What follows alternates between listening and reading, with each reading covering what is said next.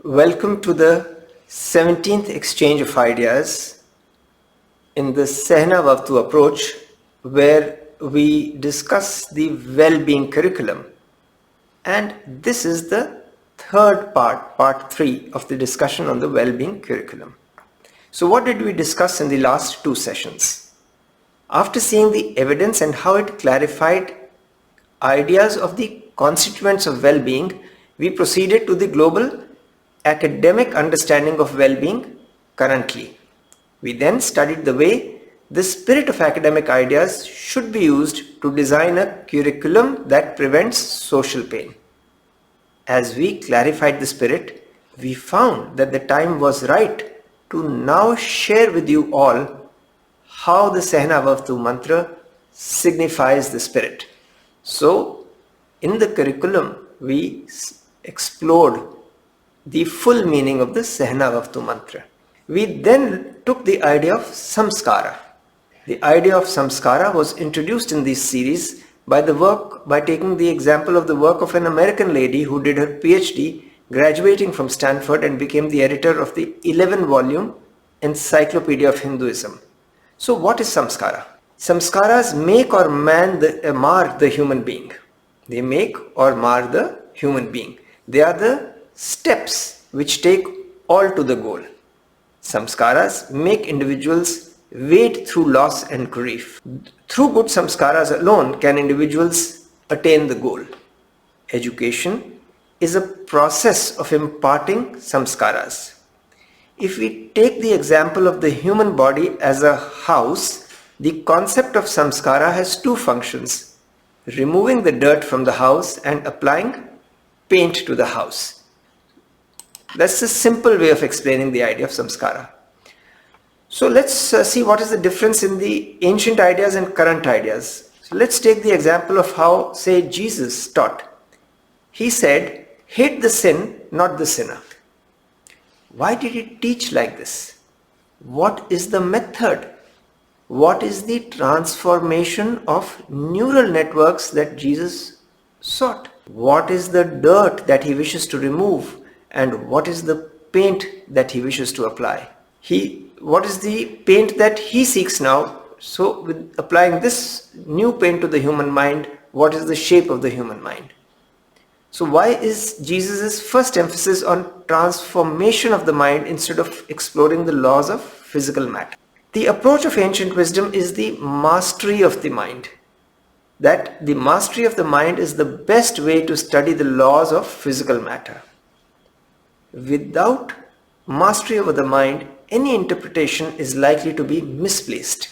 Is this fact being recognized in academics now? The University of California, Berkeley now has a freshman seminar by Professor David Presti. It had it in 2017 on mind, matter and consciousness.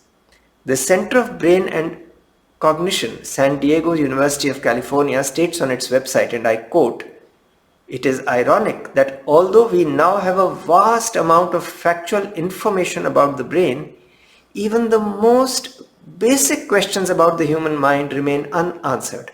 Unquote. The center has 3 laboratories: the Brain and Perception Laboratory, whose focus is on neurological disorders as well as normal visual perception.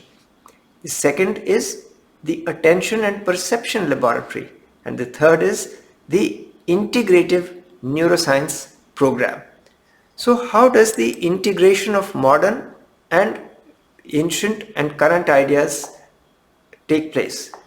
So is this the beginning of the integration of ancient and current ideas?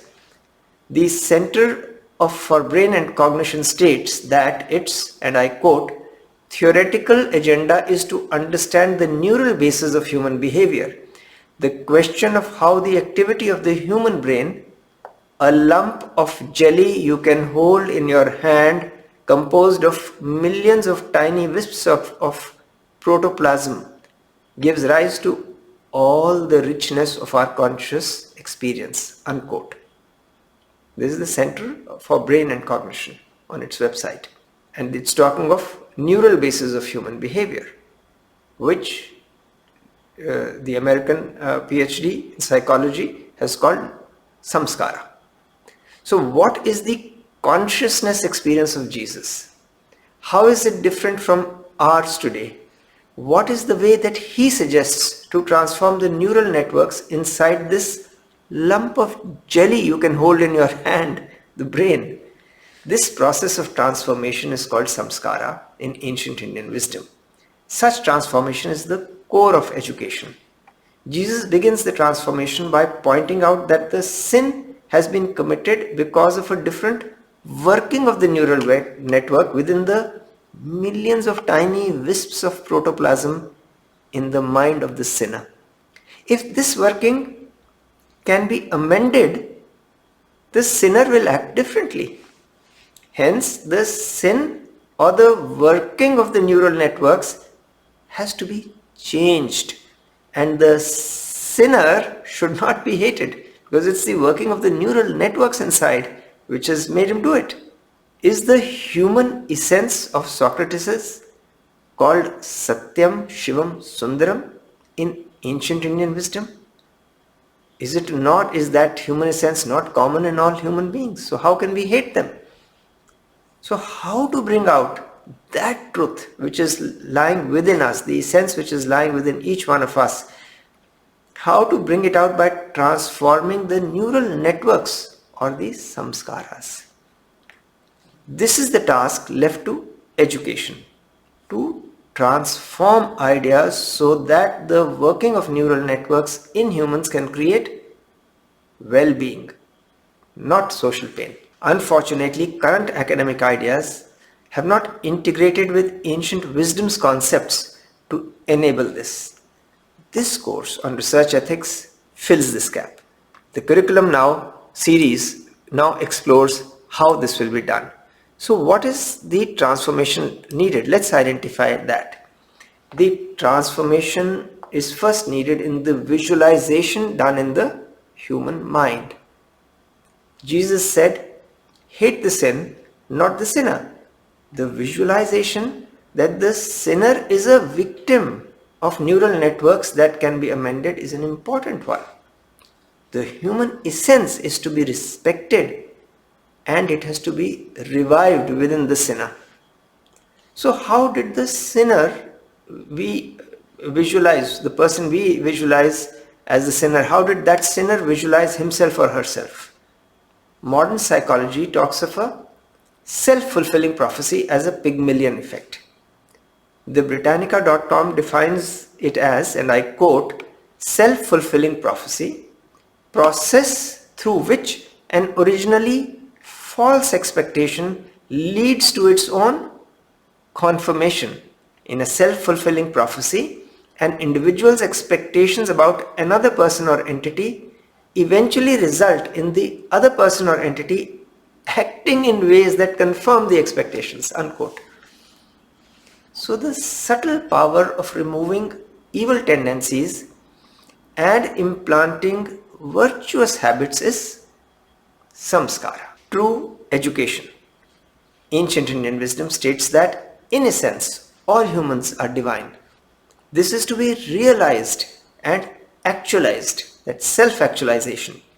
Education is the process of samskara to achieve the potential of self-actualization of Maslow. With this essence or spirit dwelling within, why do humans feel bound, miserable, limited, weak, agitated? Why?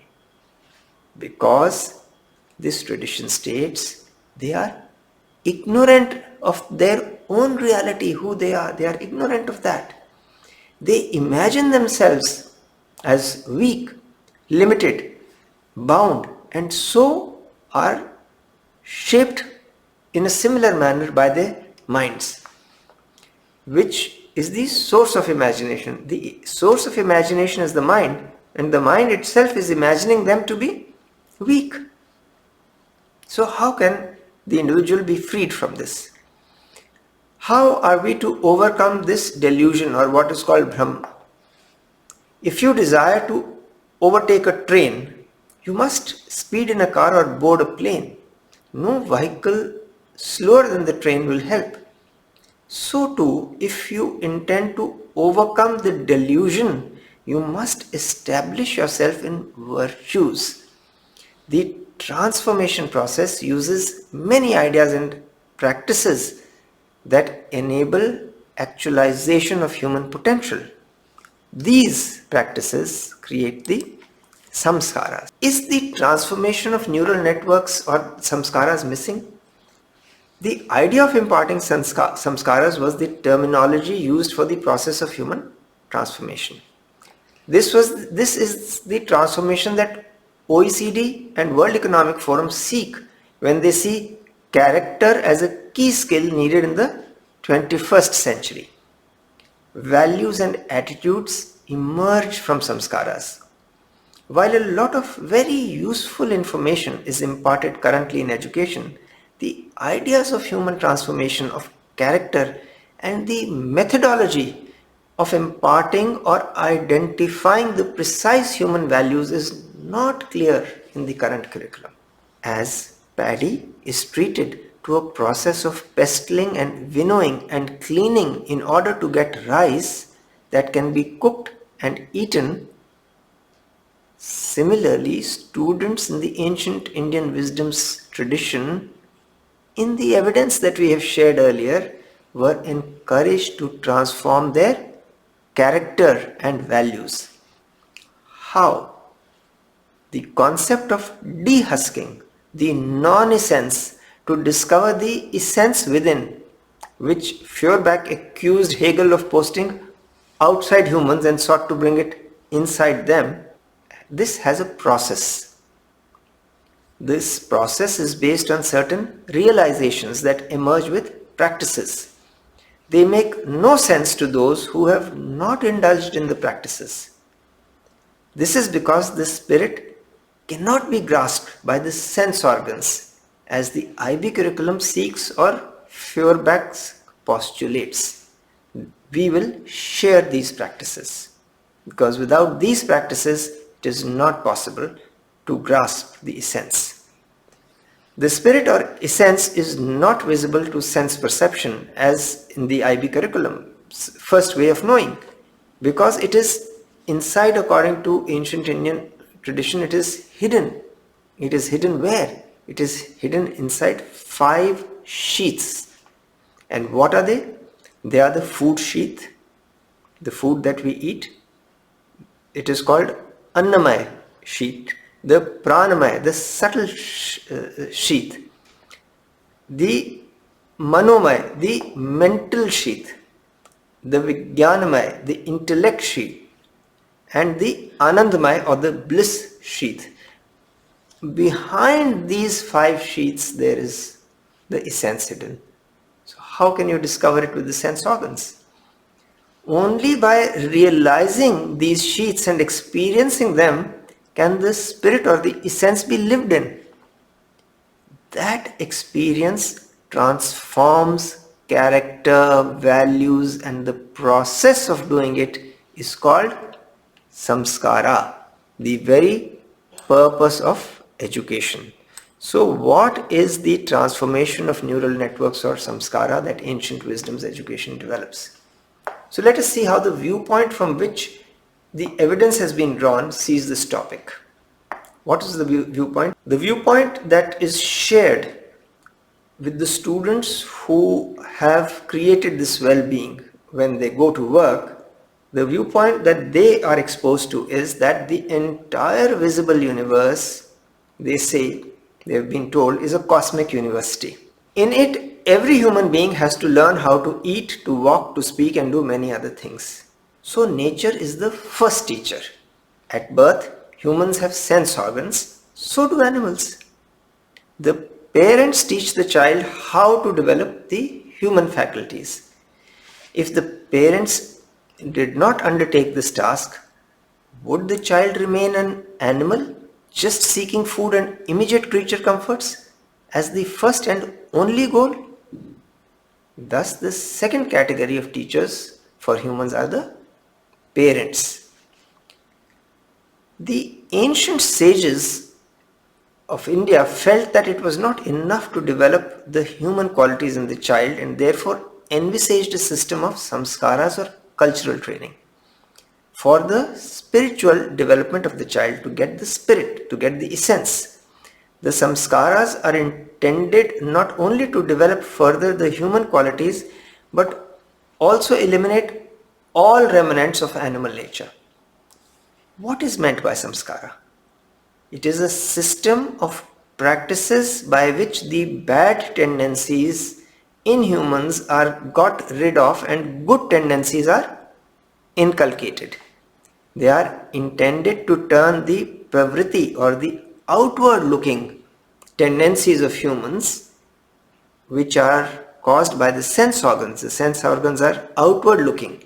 So the very basis of ancient Indian education is to turn this outward looking sense organ perception or the pravriti path towards the cultivation of the nivritti or the internal path.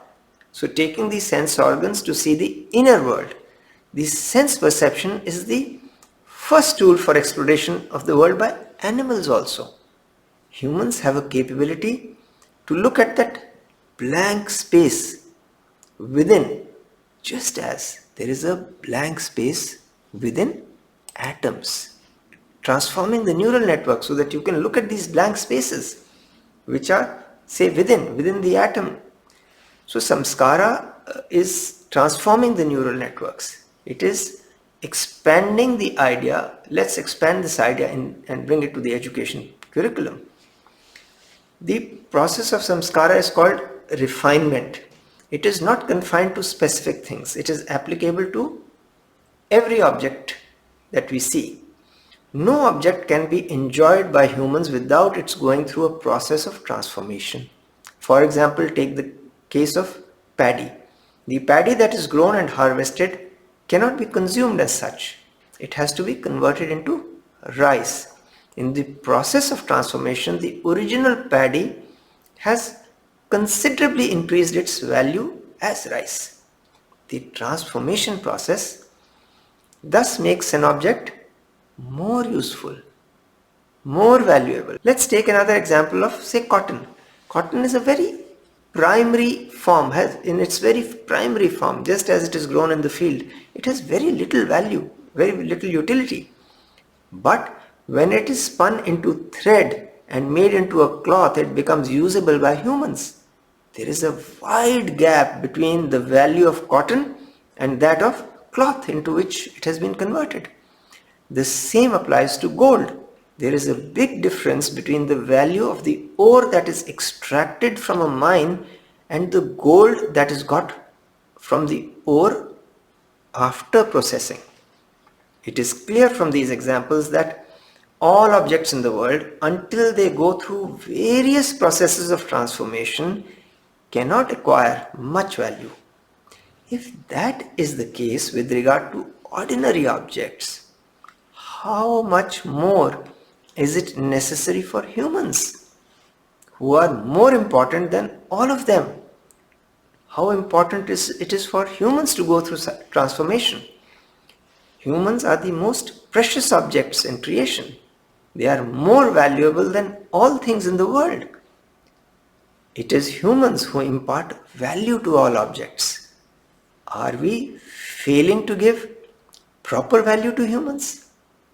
This is the viewpoint of the source whose ideas led to the creation of the evidence of well-being that has been shared by us earlier. So let's look at what causes social pain. The viewpoint that has created well-being is being shared here. These are their ideas which we are restating.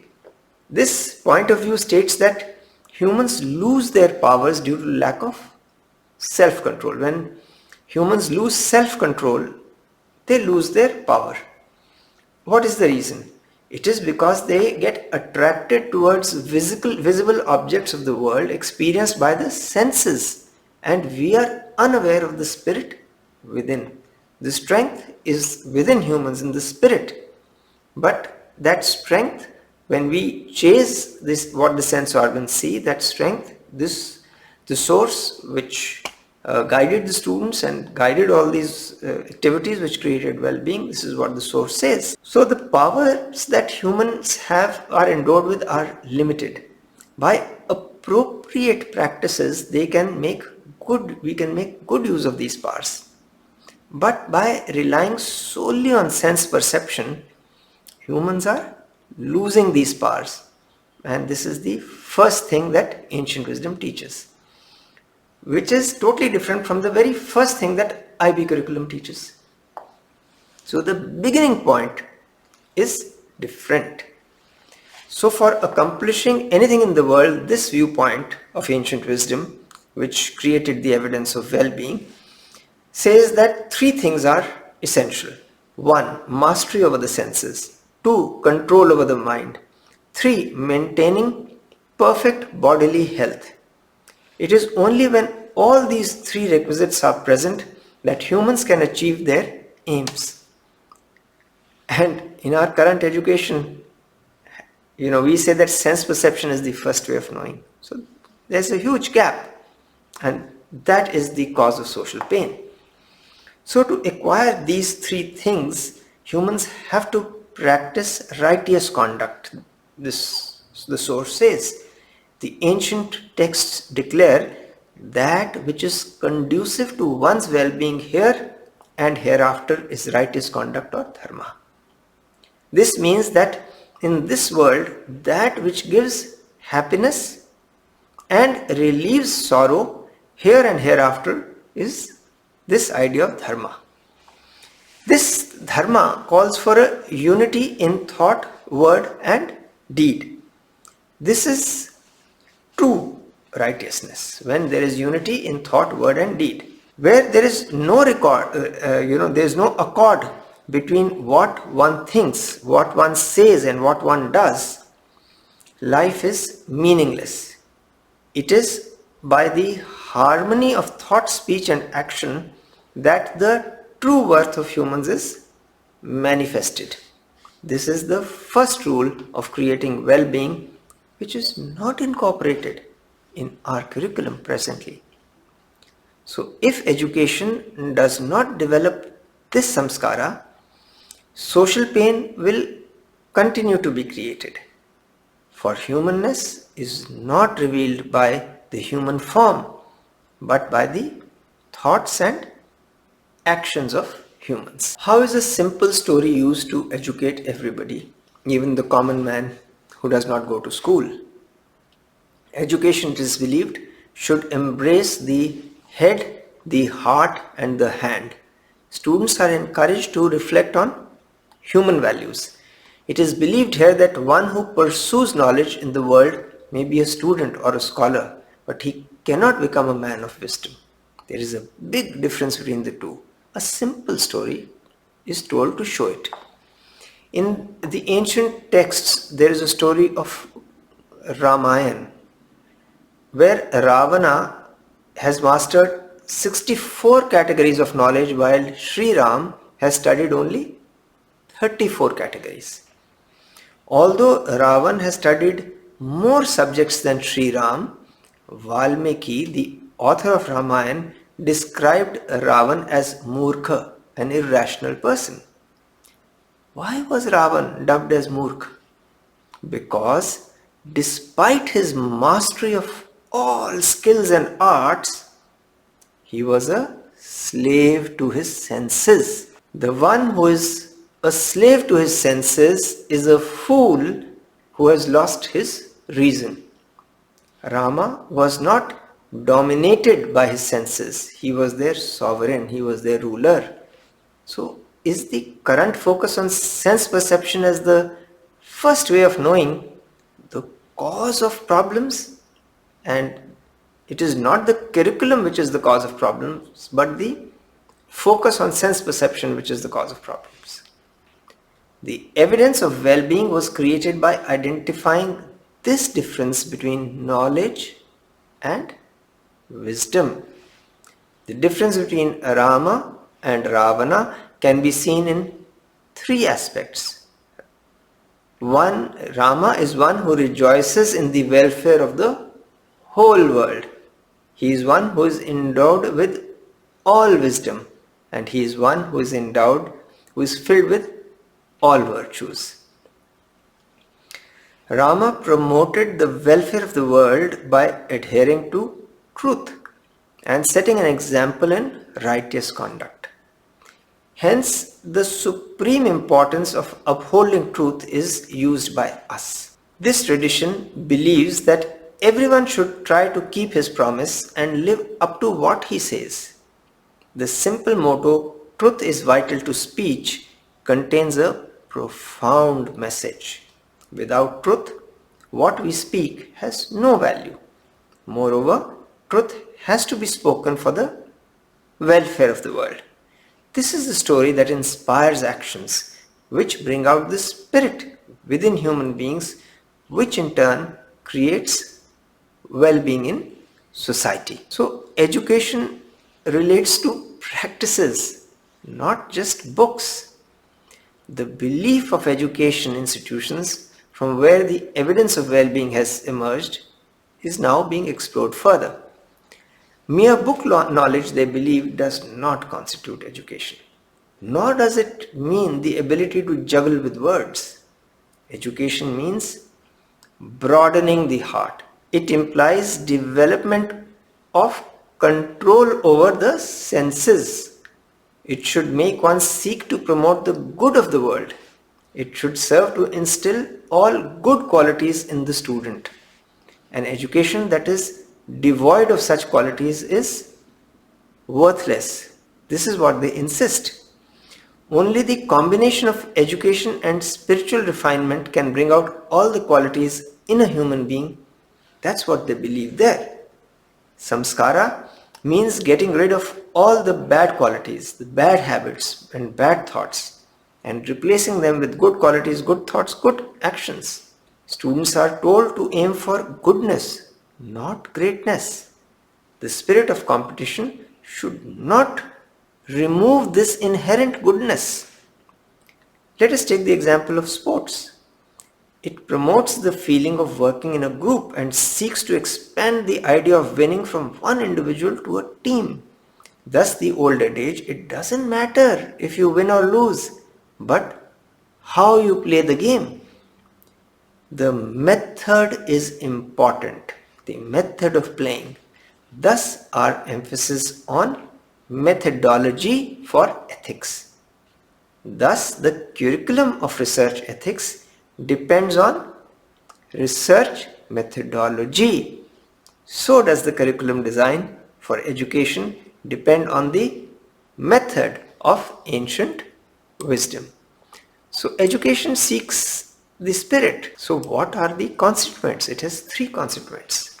The idea of well-being of education in the evidence shared emerges from this belief that it is naive to try to search for the essence or spirit in any particular place. Human beings are themselves the cause of all the sorrows and difficulties because, forgetting that the spirit or essence is within, they regard the body as real and pursue sense perception, forgetting that it is the spirit which is activating the senses. When a fan turns or a bulb burns, it is the current that makes them work. Can you see the current? Can you see the spirit? When a car is driven, the engine revolves and the horn works because of the current from the battery. Likewise, the car of the human body, the eyes are the light, the speech is the horn, and all sense organs function because of the current from the spirit. This spirit is the unified form of three constituents: mind, intellect, and samskara. If anyone is asked, what is the mind? The answer comes, it doesn't matter. If you go to academics, when one is asked, what is matter? The reply is, don't mind. If people are not concerned to know what is mind and what is matter, what is it that concerns the world? Without understanding mind and matter, how can one inquire into anything? We have seen that the Center for Brain and Cognition, University of California, and I quote, conducts research on the neural basis of perception, cognition, language, attention, and memory, a field called cognitive neuroscience or behavioral neurology, unquote. It asks some of the why questions which lecture once said that modern science is unable to address or ask. What are the answers ancient wisdom has found to them? Wisdom finds that the mind is the cause of the bondage. In human life, the mind which is continually engaged in thought is most important. All sorrows arise because of the failure to understand the workings of the mind. The mind is constantly engaged in thinking. Lara Boyd's research shows the brain always working. We've shared that earlier. The mind is not a mere physical entity. It is not the body, but an expression of the inquiring quality of the spirit, turned towards seeking the essence or spirit.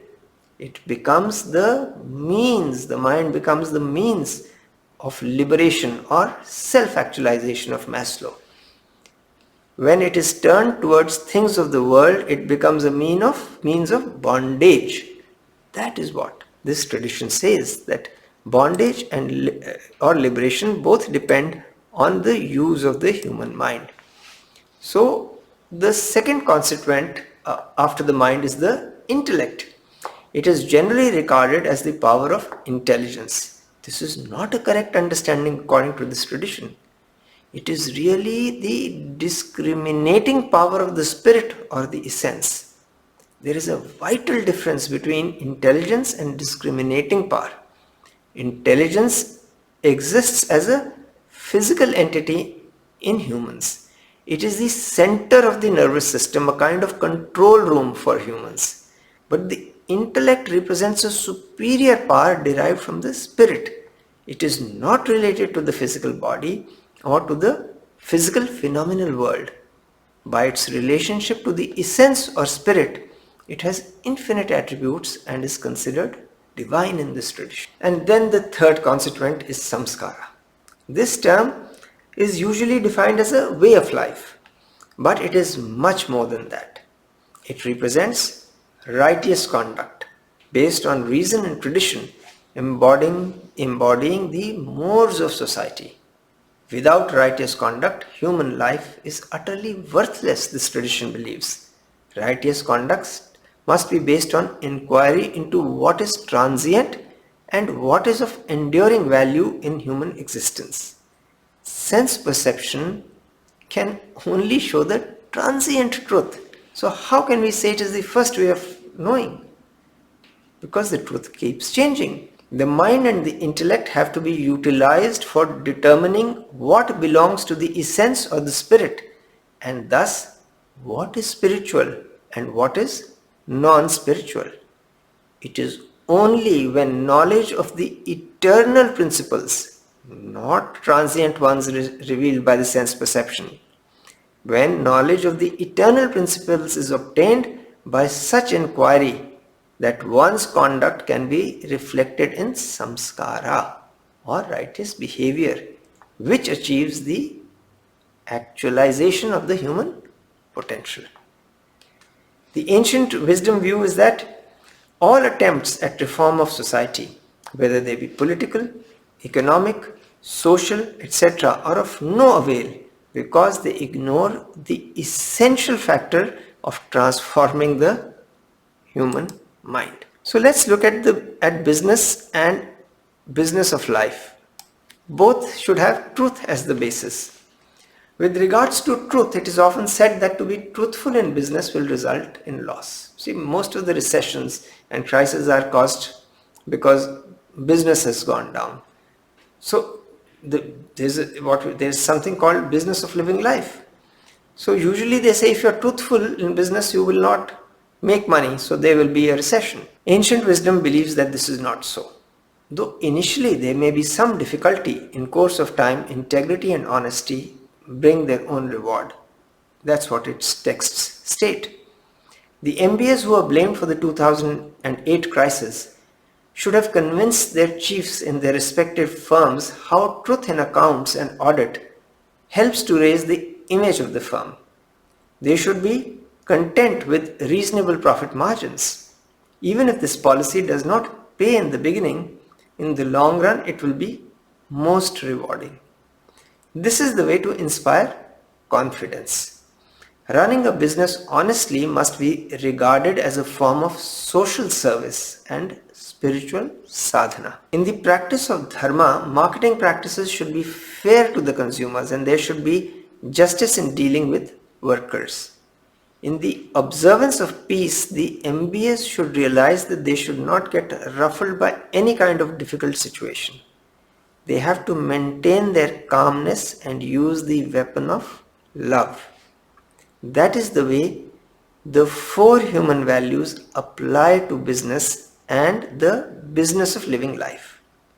So, what are the practices that bring out the four human values in daily life? Does academics seek a merger of its ideas of the mind with ancient Indian wisdom? Dr. Jeffrey M. Schwartz's website states the following: that he is a research psychiatrist at the School of Medicine at the University of California at Los Angeles and is one of the world's leading experts in neuroplasticity. The website further states that, and I quote, "Decades ago he began to study the philosophy of conscious awareness, the idea that the actions of the mind have an effect on the workings of the brain. Jeff's breakthrough work in obsessive compulsive disorder provided the hard evidence that the mind can control the brain's chemistry. He has lectured extensively to both professional and lay audiences in the USA, Europe and Asia." Unquote. And scientific materialism's mind secreting ideas like liver secretes bile is now outdated. But what is the philosophy to transform that mind with samskaras that create well-being? That question still remains unanswered. Jeff's website states that his books include The Mind and the Brain, Neuroplasticity, and The Power of Mental Force, and this other book is Brain Lock, Free Yourself from Obsessive Compulsive Disorder. His new book is You Are Not Your Brain, the 4-step solution for changing bad habits, ending unhealthy thinking and taking control of your life. Modern science seeks to change bad habits and unhealthy thinking. It wishes that humans take control over their lives. Jeff was the co-organizer of the 2007 International Conference on Neuro Leadership. So what is the consciousness that ancient wisdom, Indian wisdom, uses for changing habits? Is academics interested in that also? Let us look at what the University of California, at Berkeley, they have a Greater Good Science Center. And let's look at their 2014 event, The Entanglement of Life. Is it merging with Advaita of ancient Indian wisdom? It seems that the ideas of a new curricular design, as what we are saying, are already being born in science today. The OECD seeks well-being as the objective. Now, the Greater Good Science Center of the University of California studies the psychology, sociology and neuroscience of well-being. It teaches skills that foster a thriving, resilient and compassionate society. This biannual event, which was organized in 2004 in the US and Europe, brought together about 700 participants with 60 scientists, philosophers, authors, spiritual teachers, exploring a new understanding of who we are, both as individuals and as society. This was grounded in science and consistent with the ancient Indian wisdom of non-duality, which is Advaita. It explored the deep understanding of the interconnectedness of life. We will start applying the understanding of this non-duality in comprehending each subject of study later. First we seek the way its consciousness can slowly be created. So let us see that non-duality that the University of California seeks to explore, who am I, from the point of view of individual and society. So ancient wisdom explored the I of nature too as the basis of understanding science. How did such an understanding develop? It came through experience. That experience emerged from practices. So let us examine the practices for transformation of humans leading to awareness, or what is called in this tradition as moksha. To understand Indian tradition, the aspirant must culture the mind just as the farmer prepares a field. The thorns of and weeds of egoism, pride and greed are to be removed before plowing. Truth, meditation and focus on excellence are like plowing and leveling the field. The water of selfless love makes the field of the human heart fertile, soft and rich. In the last session, we found that research of Dr. Lara Boyd, we discussed that. Neuroplasticity discovers that the brain is never at rest, even when we are doing nothing. Ancient wisdom's practices utilize the time when nothing is done by meditation or recitation of sacred texts or names. Will this alter the brain in three ways? That is, chemical by neuron movement, altering the structure and changes, and functional changes too. This is yet to be researched, but Dr. Lara Boyd has found some other evidence. She concludes that adults who practiced Buddhist meditation significantly reduced cortisol and blood pressure in 6 weeks. An excellence in all dimensions filled with goodness is the seed that has to sprout in the human heart for well-being to emerge in actions. Many find the rosary as a useful tool for it. Britannica.com says, and I quote, "The practice is widespread, occurring in virtually every major religious tradition in the world," unquote. Ancient Indian tradition uses it to recite God's name, who is taken as the symbol for transforming the mind towards excellence filled with goodness. Non-stop repetition of the focus on excellence leads to sprouting the full human potential. This sprouting plant is protected from the cattle signified by desire and anger using the fence of discipline. This enables humans to reap the harvest of bliss. The traditional concept of such discipline is given in the Eightfold Path or Ashtanga Yoga. There can be detailed explanations of the idea. The Wikipedia, however, gives a general listing and explanation. For easy search verification of the reader or the students, it may be read as the very first step. So the Eightfold Path is first yama, that is moral codes. Second, niyam, the self-purification and study. Third, the asana, the posture. Then the pranayam, the breath control. The pratyahara, the withdrawing the mind from the senses. Here we are in our curriculum saying sense organs are the first way of knowing. And in ancient Indian tradition we are talking of pratyahara, withdrawing the mind from the senses. Then dharana, concentration. Dhyana, deep meditation. Samadhi, union with the object of meditation. The end result of these practices is control of mind and reduction of desires and satisfying righteous desires, for that gives proof of control over the mind. Much has been said by experts on the above topic, so I will not elaborate here. The purpose is to avoid debate, simplify and integrate ideas that purify and control the mind using the samskara or transformation of neural networks imparted through education.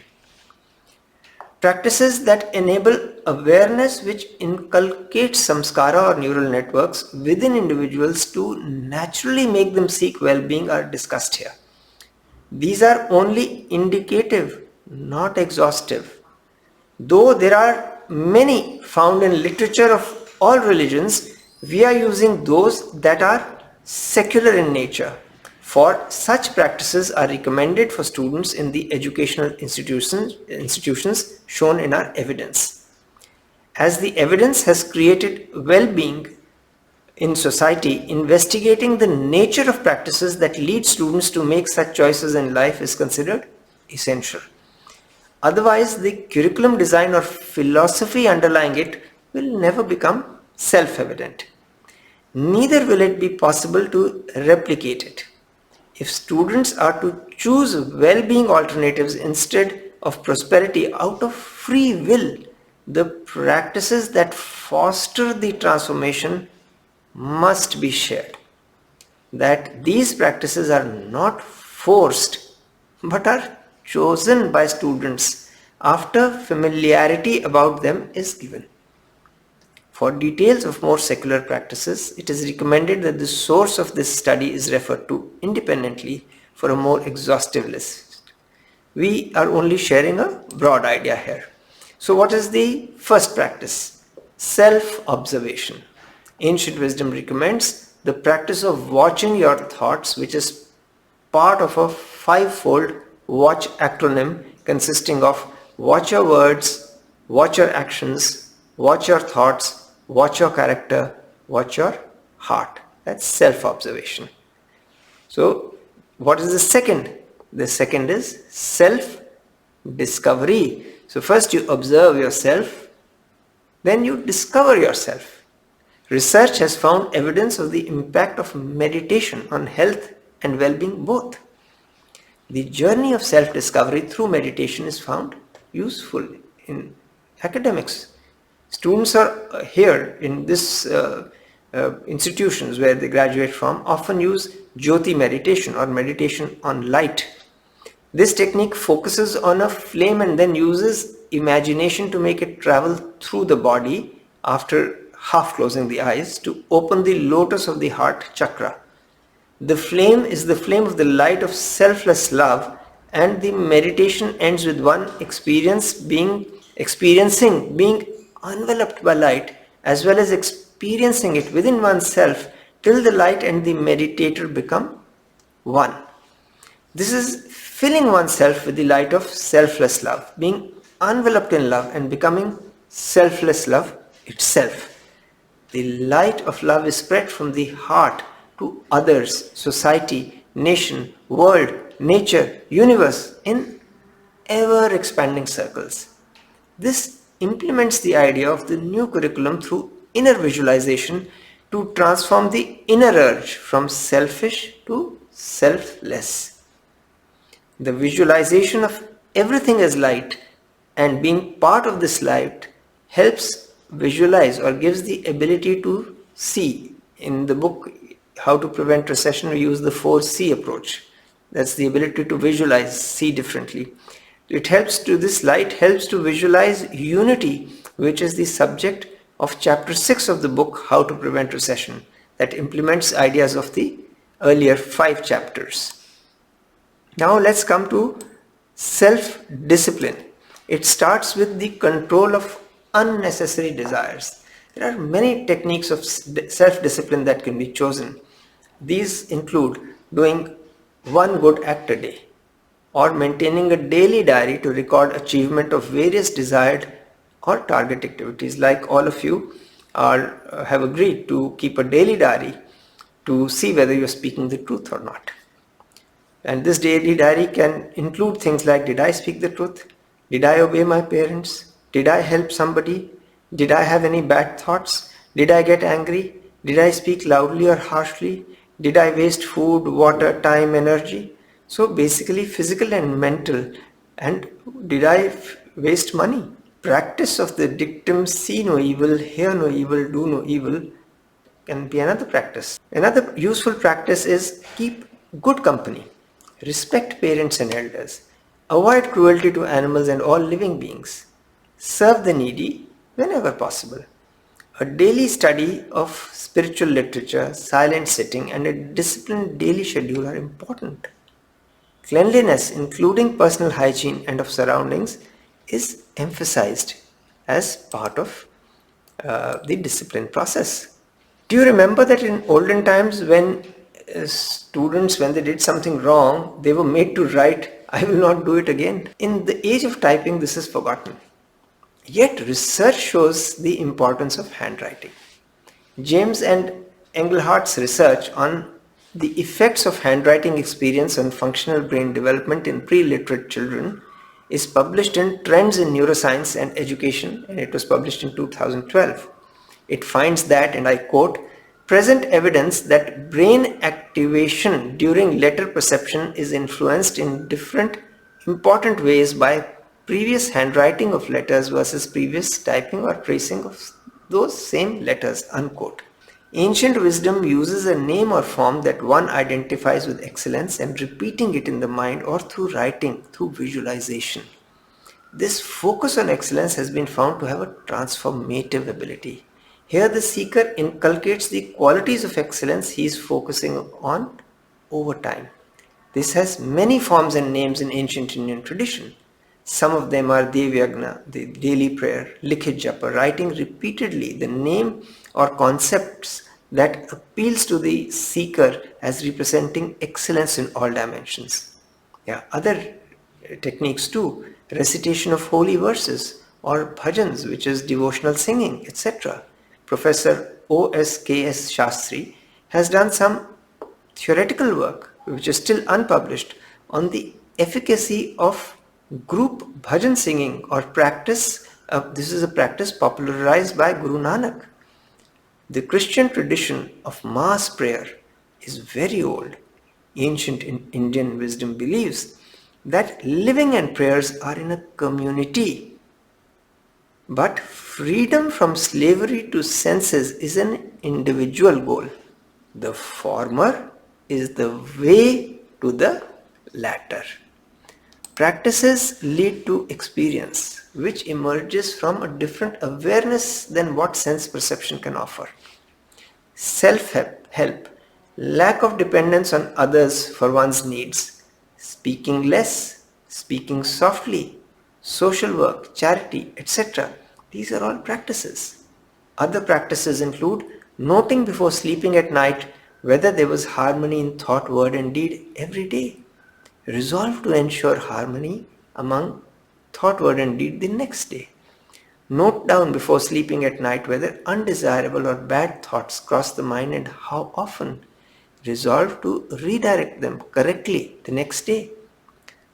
Answer the question every night before sleeping. Have I done anything wrong today? Resolve not to repeat the same ever. Self-audit yourself every night. Did my good thoughts result in good deeds? If not, resolve to do the same the next day. The awareness of potential for excellence is an experience. It enriches humans and their actions in society. It brings them close to the truth about themselves. The experience of truth about self emerges only when the mind is conquered. Suppressing the mind is a futile exercise. The ancient Indian tradition of education or Vidya Vahini uses many practices, including those listed above, to overarch suppressing the mind and help conquer it. These practices should not come through use of force, but come from the source, that is, the desire to follow them should emerge from within the individual. Mastery over sense perception and not slavery. This is ancient wisdom's path, which is based on strict discipline. These practices give more result if done with abstention from alcohol, tobacco, non-vegetarian food, as per the ancient texts and the experience of practitioners. These, they say, divert sense perception away from the essence and the feeling of equal selfless love for all. The ability to control the sense organs and the ability to feel the pain of others as their own pain is diluted. That ability is diluted by these indulgences. This is what the texts say. For students, the practices include the vows of brahmacharya, the first ashram of life. The meaning of the word is acharan in Brahman, that is living in the essence or spirit that pervades everything at all times within and in the universe, or living in a state of awareness of the spirit which creates balance within the body, within the mind, and balance in the universe. So the vows of the practices of brahmacharya are followed. These include not living in a manner that creates an inability to live without sense pleasures in later life. In the thinking of ancient Indians and in their experience, this is important. For in later life, when pleasures are to be enjoyed, humans should not be their slave, but their master. The mind is responsible for both pleasure and pain. It is also responsible for freedom and slavery. When it is trained to visualize pleasure and pain with the same detachment, that is equal mindedness. And this equal mindedness is considered to be freedom. Business too, they say, will be successful if gain and loss is viewed with equal detachment while doing the right thing always. The capacity of forbearance is inculcated in the early years of youth. To restrict the senses from getting diverted at an early age into an inadequate understanding of the roles in society of males and females in ancient Indian education, the intermingling of students of both sexes was also avoided till education was complete. This was to enable mature interaction based on balance after students achieved complete mastery over the senses. An understanding of the role of male and female based on mastery over sense organs creates maturity in society. This is what they found. It leads to stable relationships and social order. The maturity and depth in such relationships creates psychologically secure home environments for children. Can this solve the crisis in mental health that exists till the age of 25, which has scholars, educationists and psychologists so very worried that they are calling it an epidemic? The end of the journey of self-discipline, self-observation and self-discovery is self-realization, or what Maslow would call in his need hierarchy as self-actualization. The actualization of human potential. The terminology may be different, but the desire of seeking human essence is the underlying theme. The samskara or neural networks that education imparts should create it. The ancient Indian tradition finally seeks to lead to the realization that God does not exist in a special form with special powers, etc. That which is contained in each heart as clean thought and supreme consciousness is God. This sacred part of the heart is present in every human being in the world. As this sacred heart is within the humans, spiritual practices will unravel it. They will lead to the experience of God or goodness with excellence in all dimensions within. Then there is no need to search for Him outside. How is the process of actualization undertaken? Who contributes to it? How is the samskara or transformation done? The process of inner cleaning begins in education. Inner discipline leads to mastery over sense perception. This is enabled by inner cleanliness of thoughts, which lead to cleanliness and purity in words and deeds. When all three are in harmony, righteous conduct or dharma is followed. Then the motto of speak the truth, follow righteous conduct Satyam vada dharmam chara can be followed. How does this start? Inner cleanliness should be the first aim. Which do you cleanse more in a drinking vessel, the interior or the exterior? Let us take the example of cooking from India, where copper vessels were used at one time. These have to be tinned from inside. If they are not properly tinned, the food turns to poison. So you may have fine vegetables, excellent tamarind juice, chili, salt, lentils. The cook may be a master of the art, the oven may be of the perfect type, but if the copper vessel is not tinned, the food will be turned into dangerous stuff that cannot be eaten. It will act as poison for those who eat it. Samskara or virtuous deeds, sadacharya or beneficial habits, these act to protect the ingredients from contact with copper. This tradition states that this sacred heart is in everybody. Hence it seeks to convince that this God is equally present in everyone at all times. When there is supreme faith in oneself and purity of intention and action, then without attachment to results, all actions that result are the essence of humans. Such actions will not harm others and they will create balance within humans and in society. Discovery of Feuerbach and Hegel's essence or spirit needs practices of ancient wisdom. We began this session by stating that the spirit or essence is not visible to sense perception as in IB curriculum because it is hidden in 5 sheaths. What are these? How to experience them? They are the Annamaya food sheaths, the Pranamaya, Manomaya, Vijnanamaya and Anandamaya sheath. The food sheath, the subtle sheath, the mental sheath, the intellect sheath and the bliss sheath. Animals and humans are both sustained by food. If we follow sense perception, only taste will be seen. Wisdom's way will be to create awareness of the healthy aspects of each food, make the food tasty and develop a taste for healthy food too. The last requires discipline and practice.